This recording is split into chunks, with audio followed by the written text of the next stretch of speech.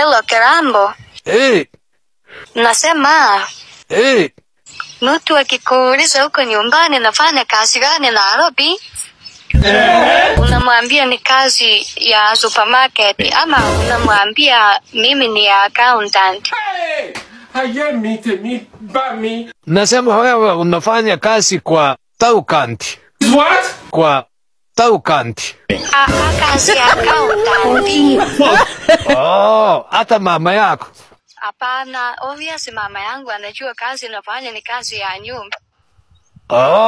Mimi nasema hao akina Topiasi, ni akina Chacha, hao wote marafiki wangu hao. Unaelewa? Sawa basi, uko unaambia mimi nafanya kazi kwa supermarket. How possible we have this?